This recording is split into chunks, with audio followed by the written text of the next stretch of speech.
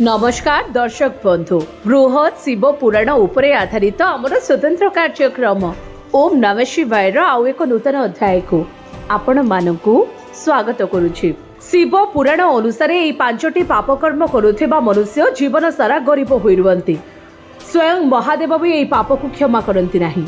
भगवान शिव जेतेबेले प्रसन्न थांती तेबे से काहाकु भी वर प्रदान कर देई थांती, किंतु जदि से क्रोधित होई जांती तेबे संसार रे प्रलय आसी जाई थाए। शास्त्र रे कहा जाईछि एमिति किछि पापकर्म अछि जाहाकु महादेव केबे भी क्षमा करती नहीं।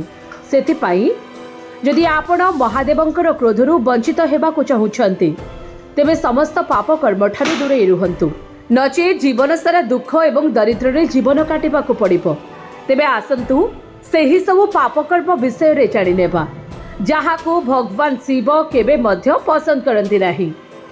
अन्यर स्वामी बा पत्नी उपरे केबे भी खराब नजर रखिबा उचित नुहे। ताहाकु पाइबाकु इच्छा रखिबा व्यक्ति को सबुठु बड़ पापी कहा जाए। एभली करिबा द्वारा सेही मनुष्य केबे मध्य सांसारिक जीवन उपभोग करि पारि न थाए।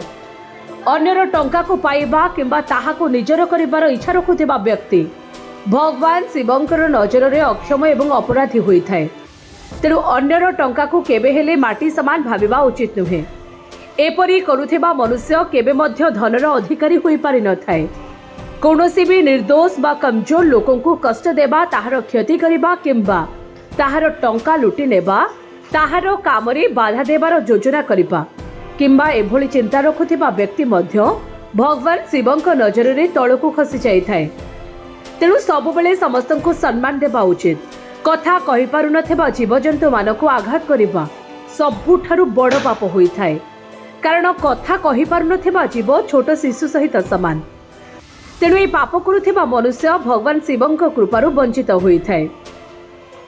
माता पिता को क्षति पहुंचाउथिबा व्यक्ति किंबा तांको कष्ट देउथिबा व्यक्ति मध्य भगवान शिवंक नजर रे क्षमार उपयोगी होई न थाए।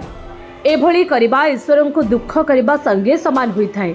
तेणु सबुबेले माता पिता को प्रणाम करिबा उचित, जहा फल रे ईश्वर प्राप्ति होई थाए। तेणु बंधुगण भगवान शिवंकर कृपा पाइबा पाई ए सब पाप कर्म ठारू दूरे रुहंतु। तेणु ए पाप जो माने करंती महादेव तांको उपरे क्रोधित होई थांती, से सबुबेले दरिद्र होई रही जांती।